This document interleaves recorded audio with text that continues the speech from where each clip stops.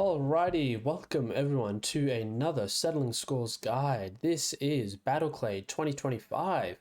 If you're looking for a team that rewards careful planning, calculated aggression, and a taste for the mechanical sublime, then look no further. The Battleclade I would describe as a tricky but deeply rewarding kill team that has a high level of player expression, and it thrives on the collective efficiency rather than individual heroics. So welcome to fully automated luxury communism.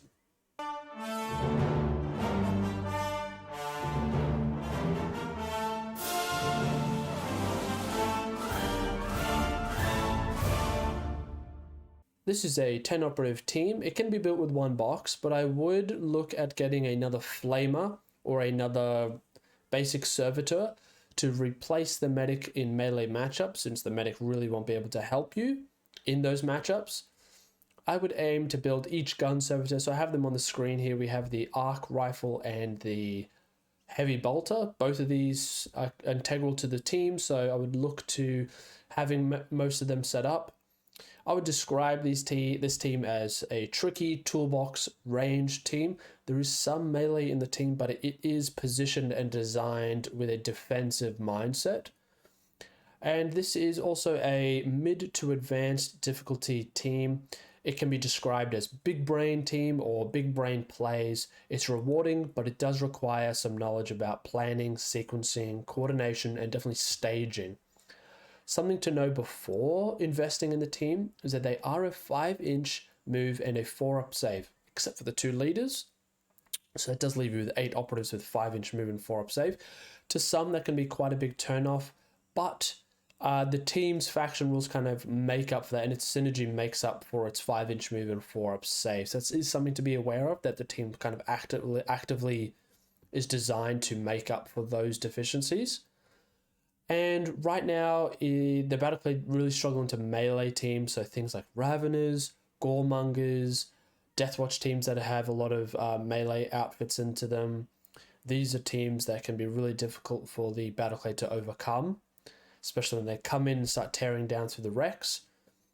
And right now, the team isn't necessarily positioned well in the meta, but don't let that stop you. A low win rate really is not a problem. It's just a structure of desire, as Slavov Zizek would say. So with this information, another thing to kind of know about this team is that a lot of it is about presenting your opponent with a puzzle. And then you kind of capitalize on how your opponent has chosen to solve that problem. If they make any mistakes or they do something that you are kind of baiting them to do, then you kind of capitalize off that very deeply. And we will go into depth a bit further on about how you can do that with the Battleclade and how they're designed to do that. So the faction rule is noospheric network. So I'm just going to read through a little bit of it and provide some insights into it. So whenever a friendly Battleclade servitor, this means excluding the 2 leaders, is activated, you can transfer power. If you do, subtract 1 from its APL stat until the end of that activation. Something to note here is that we want to be stating that we are transferring power at the start of the activation. There are a few instances where you could perform one action and then state transfer power. You could either put yourself in a deficit, or you could be gaining some incremental power through doing so. So just try to keep on board. We want to state transfer power at the very start of an activation. After that activation, you can network counteract with one other friendly servitor before your opponent activates. When you network counteract with a friendly operative, first select its order, which means we can change from conceal to engage or vice versa. And can then perform a 1 AP action for free, but cannot move. When it's done so, your opponent then activates as normal. So something important to let your opponent know if they've never played Battleclade is that during a network counteract, you can do every action except for move, which is quite important. And remembering that an operative that does network counteract cannot do so again or counteract during the same turning point. This, however, means that if you transfer power and network counteract with another operative, that operative that transferred power last turn can still network counteract. So, just want to provide 2 scenarios for conceptualization about noospheric network. If you're new or if you're not played Battleclade, these are just some situations. So in this first scenario, We have a flamer up the top and a breacher down the bottom. I would activate the flamer, state the transfer power, flip him to engage or conceal, or if he's on conceal, I'm just going to leave him on conceal, then perform a 1 AP action, which would just be, let's say it's orb, so I'm going to orb. Immediately after that action, I would then choose another servitor who has not network counteracted. We can use the breacher for this instance. The breacher then immediately performs one action, which would be the breach action on the Vulcus wall, and I would put down a network counteract token on him. Another situation I could use is I would activate the breacher, state I'm going to transfer power, and then move on to that point. I would then network counteract with that servitor, and he would perform a shoot action on the orc. So these are just two quick situations on how Noospheric Network works and how that network counteraction is integrated into the team. Next, we're going to talk a little bit about how we can take the tempo and how the Battleclade may be a bit of tempo dictators themselves. The first thing that we should talk about is, what is tempo? So tempo is kind of this proactive control of the game's flow. It's setting the rhythm of actions and decisions, as we could say. And we can always relate this to a little bit of history, since it's the settling scores guide. Much like the Bolsheviks leading up to the October 1917 Russian Revolution, they captured key locations, railway stations, telegraphs, rail hubs, and what this was able to do was it severed the provisional government's ability to coordinate or respond. In strategic terms, they cut the reaction chain off. Every time the government tried to act, the Bolsheviks were already one move ahead. This is kind of established some explicit value, which we'll get into. Now, the Bolsheviks were able to have a large amount of coordination, and even threat of coordination, which allowed to this illusion of inevitability, this inevitable Russian tide or a Bolshevik tide that would oversweep the Winter Palace. This caused a paralysis in the provisional government's acting. This we can describe as implicit value. By controlling the provisional government and the Petrograd's tempo, the Bolsheviks collapsed the provisional government's ability to act. They seized these really important points, and then they, with this threat of impending doom, caused paralysis in the ranks.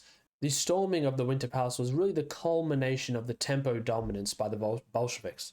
So before we move any further, I just want to thank Taz from the Free Folk community for being able to help me at the Settling Scores team come up with flesh out some ideas about the tempo and how tempo relates to the Battleclade so that I can communicate it effectively and accessibly for everyone. So a tempo play for the Battleclade means your actions both create explicit and implicit values. So explicit value has clear, measurable outcomes. This is scoring tack, scoring objectives, scoring the kill op. Tangible, immediate results. This also can result from positioning to threaten objectives or flipping back to conceal with network counteract. So an operative that was potentially going to be killed and given to your opponent for the kill up can now be removed or put back onto conceal, denying your opponent that resource. Another way we can measure tempo is through implicit value, so positioning or sequencing advantages that pay off later with the network counteract. This is the unseen leverage your play creates. With the Battleclade, we can force a suboptimal enemy activation, baiting a reaction, threatening future plays that constrain opponent movement. When we perform these sorts of plays, it reinforces this tempo dominance. So let's have a look at the shared power of this team. So I describe them as having two leaders. The first one we have is the techno-archaeologist, and the second one is the overseer. So the techno-archaeologist I would describe as the independent scoring leader. The first thing I would say in terms of the techno-archaeologist is start to track how much VP he is generating you per game.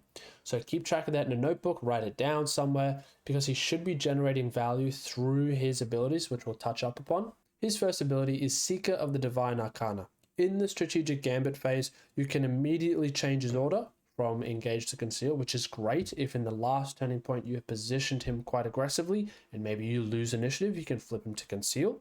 After that, you can immediately perform a free Omni Scanner, fall back, place marker, pick up marker, reposition, or mission action. So when it comes to scoring, this is a great mechanism for that.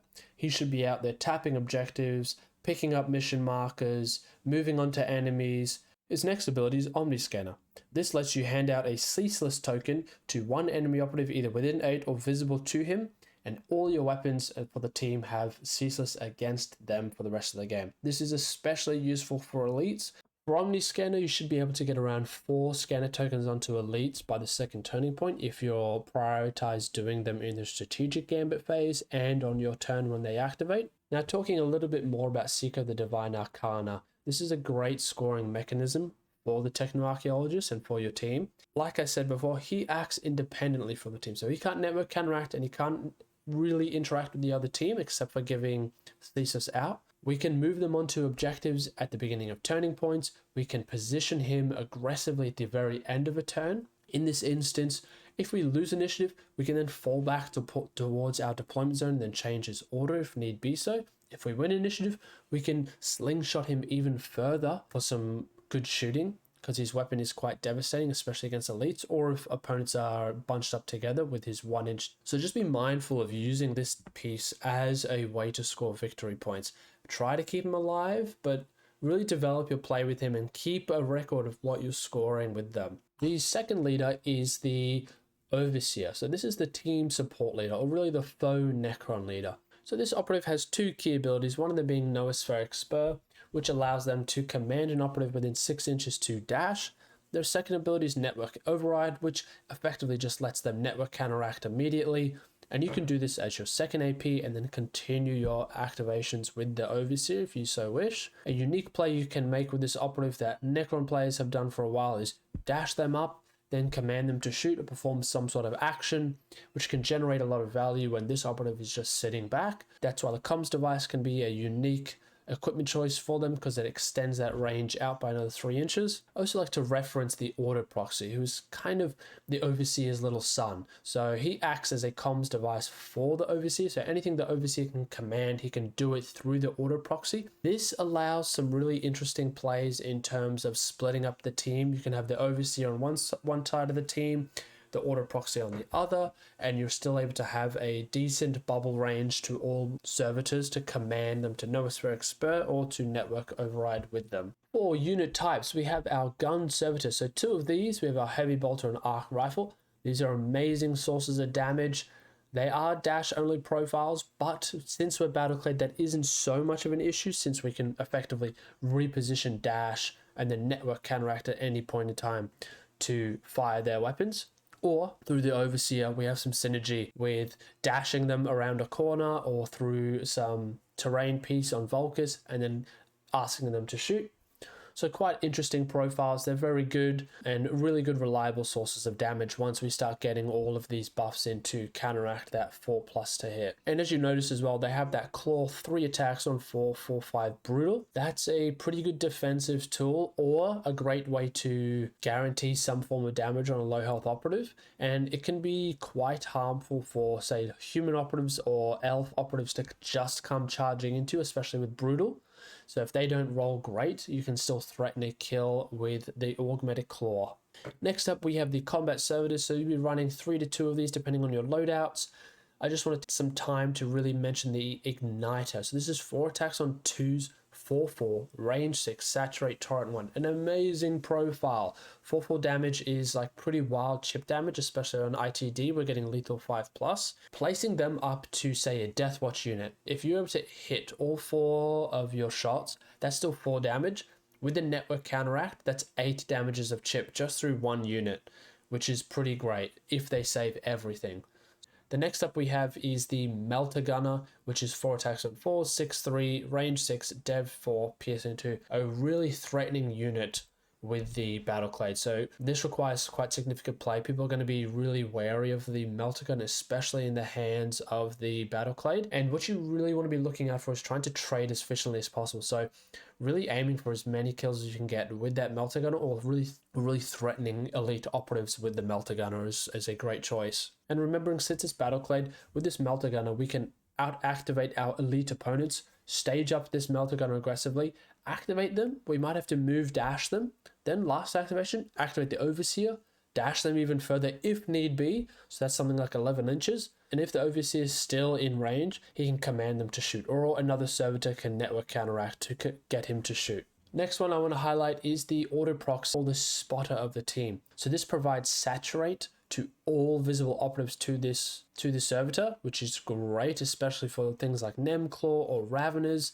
This servitor has exceptional play into, because he's able to get rid of cover saves and he's able to get rid of obscuring. Another great one is the Gaze of Omnissiah. This is a great ability. It is another reason to counter deploy, so you can set up some really nice shooting lanes. So that just means not clumping him up necessarily with the gunners, trying to position him in a way where he can get some really good line of sight onto a lot of enemy operatives while staying out of threatening range. With the Gaze of the Omnissiah, we select one operative visible to this operative, and all of our weapons will have Seek Light and cannot be obscured against them. This is amazing. It's amazing on Vulcus, and it's really great on ITD, especially Tomb World with the introduction of integrated light terrain. You can set them up in a room and basically force your opponent to take some heavy barricades or some other form of protection to get around the servitor. The next one I want to talk about is the two utility pieces, which the Techno Medic and Breacher. The Medic has a 3-inch revive with no AP loss to that operative, which is great. The Breacher has a 2-inch range piercing 2 weapon, which is quite threatening. The Breacher has that 2-inch piercing 2, which is really threatening to kind of dash up in there or run up into an elite or another opponent and just wipe them off the board. And just taking that time to reinforce that these actions can be done at least twice per turning point, due to doing once on their turn or through network counteract later on. Now we can take a look at some of the equipment choices suitable for the Battleclade. So for equipment, we have some great choices. I would say these have at least one auto pick equipment. The other ones are kind of very situational. So Neurocyclic Reserve Cells, I take this every single game. There's never been a game I wouldn't take it. What this effectively allows you to do is that when you would transfer power, you don't subtract that 1 APL. So you could then move on to an objective and then tap it and then be able to network counter for someone else. But something to note is that the operative that is transferring power cannot shoot or fight during that activation. This is fine because this opens up a lot of play with Neurocyclic anyway. We're already going to be trying to score with this or move on to objectives or to do something with objectives to score or take out opponents. An interesting little strategy we can do with Neurocyclics is if an enemy is trying to hide into combat with a servitor, we can say, I'm going to transfer power, I'm going to use one of the Neurocyclics. We can then perform a 2 AP fall back. Then any operative around or that can see that enemy that's now in the open can then shoot at them for a counteract, which is really good synergy with Neurocyclic. Covert Geysers is great. This is the D3 amount of 3-inch repositions. This is a really good equipment. Some of the Tomb World maps aren't very forgiving or very wanting for this, but otherwise it's still good to make up for that 5-inch loss and can provide that extra few inches of threatening range. Thirdly, we have Electromagnetic Capacitors. This gives friendly Battleclade operatives melee weapons the shock weapon rule, and whenever they are ready and they are retaliating, its melee weapons also have the severe weapon rule. This allows us to get one auto parry on the defense when we are still readied. Mostly this is going to be effective against 4 attack teams, so things like Goremongers if they're not going to +1 their attacks, or some elf teams. Just means they have to hit really well to be able to kill us, or at least not whiff their roll. The allure for taking this against melee teams is still very high, but just remember if they have 5 attacks, this might really be worth overlooking for something else, because with 5 attacks they're just going to roll enough dice anyway to kill you. The last one we have is Concealed Apparatus. This is the Where's Wally minigame.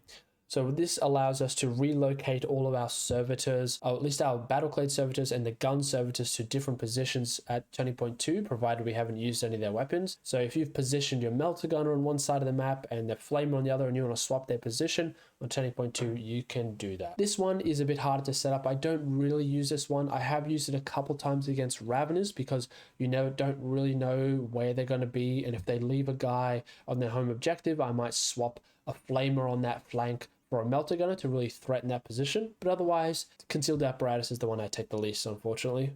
Next, we have the Strat Ploys. Battleclade have some very unique, fun, strategic ploys that are very strong and that we kind of rely on to negate that 4+ to hit. So first up we have is Noospheric Position. This gives everyone within 6 inches of the auto proxy or overseer accurate 1. This is a great one. I picked this Usually, you know, turning points 2, 3, or 4, depending if I think I'm going to get into combat or if I'm still within range. As soon as those operatives start to die off, then this becomes less and less applicable. Next, we have Duty of Reclamation. Once per action, you can use the command reroll ploy for 0 CP if the attack or defense stats was rolled for a friendly Battleclade operative that contests an objective marker or one of your mission markers. This is really great for effectively giving your attack and defense rolls balanced on your objective markers, or another really good one there is your mission markers. So if you're playing things like Steel Intelligence or some tac op that allows you to pick up a marker, as soon as they're holding that, they are now online for Duty of Reclamation.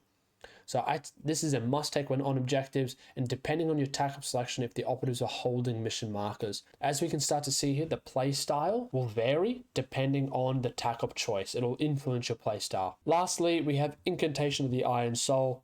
Whenever a attack dice inflicts 3 or more damage on a Battleclade operative on a d6, on a 5 plus subtract 1 from that inflicted damage.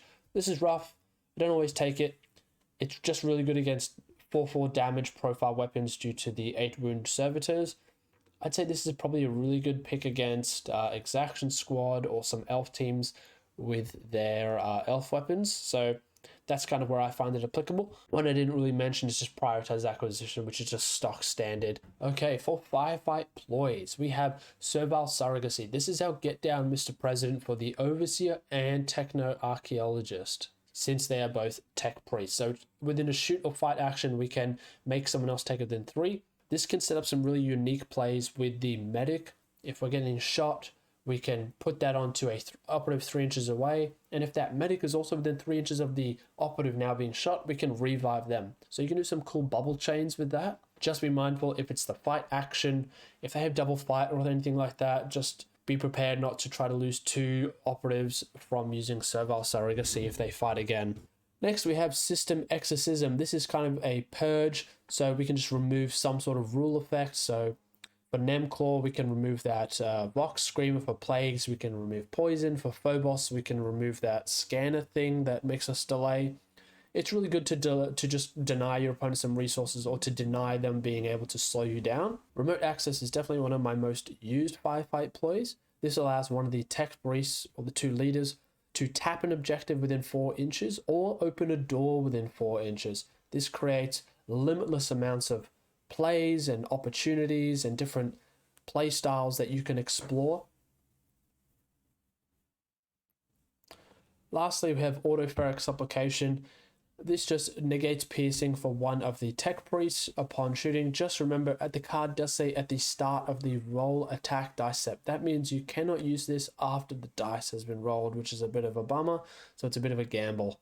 But nonetheless, it's still pretty good to give these tech priests some survivability, which is something that we're seeing with the Firefight Ploys. It's all about stopping your opponent from denying us and then also eking out some good mission play. Okay, lastly, we're just going to go over some... some general tips. So tip number 1, I would just say to learn to maximize the efficiency of both the Techno-Archaeologist and the Overseer. These are tricky tools that both interact with the team very differently. So like we talked about before, you really want to keep track of those Techno-Archaeologist points while also getting the maximum efficiency out of the Overseer. Tip number 2 is the auto proxy positioning can make or break some games with the Gaze of the Ominous Eye. So being able to give your weapons Seek Light is amazing, and Stop Obscuring is really good. So their positioning can really hamper your opponents, and sometimes they might just come straight away gunning for that. So just learning to position them in a way that's very beneficial but still quite safe for the team. This team will take time to learn. Their playstyle is quite unique, and it's very different to the way the game can normally be played. And always learning to present your opponent with an interesting puzzle to solve and then capitalizing off of that, like we talked. So using all those network counteracts, using those ploys to kind of benefit from that. Tip number 4, synergizing plays with the tac ops. So some really interesting new tac ops are out. They really dictate how you play with this game, since Duty of Reclamation kind of relies on those mission markers as well. So Steel Intelligence I found to be quite good. For instance, if you were to kill an operative, they would drop that Steel Intelligence marker. In the strat phase, if your Techno-Archaeologist is within 6, he can just move onto that marker, or better yet, pick up that marker if he's on top of it. So that's how the tac ops can really influence how you play with these guys. So picking a tech op that you think you can synergize with and they can synergize with the team is really important. Once again, melee is a large threat for this team. Raveners, Goremongers, Deathwatch, melee. It seems like it's really only going to get worse. So just being aware of that and how you're going to deal with melee. You know, you might need to set up barricades, take electromagnetic capacitors. Just be ready as well to use that 2 AP fallback with the neurocyclic to then shoot. And a reminder that the shooting is devastated when combined with the team buff. So when you have Omniscanner on, you know, now you have Ceaseless. You're within 6 of your auto proxy. You now have Accurate 1. You're on a point or you're holding a mission marker. You now have that free CP reroll. Now with your big guns, you're doing 5 attacks on 4s, Ceaseless, Accurate, and Balanced, which is pretty great. Tip number 7, you know, staging is really key. Unfortunately, this is kind of a team that if you don't know where you're putting your operatives or why you're putting your operatives in certain places at the beginning of a game, it might cost you the game. You really need to be purposeful of what you're doing with the techno-archaeologist from the get-go. Before training 1.1 begins, I would try to generate some sort of value with the techno-archaeologist in the strategic amber phase, whether that be opening doors or moving on to the home objective or putting a Ceaseless token out onto a visible operative on the other side of the game board. And lastly, this is a team that you can mess around with some unique compositions as well in terms of splitting the team up on the game board. Remember how we said the auto proxy can be on one side, the overseer can be on the other, and this allows that overseer to command basically the whole team from anywhere on the map. And having these 2 cells to kind of either be really defensive or push up while still being able to gain the benefits from being close to the overseer. And lastly, there are 2 really distinct playstyles for the team, which include this turtling, falling back in your deployment zone or roughly up to the middle shooting castle that can be presented to your opponent, or otherwise a really aggressive playstyle of pushing up servitors, pushing up your techno-archaeologist, and getting a lot of shooting out of sequence can be really beneficial as well. So that's really up to you and how you decide to play, but there are multiple avenues to go through with the Battleclade. You know, thanks guys for listening. We'll put out more guides as we keep going. I hope you enjoy this Battleclade guide. Let me know what you think in the comments and what we should do a guide on next.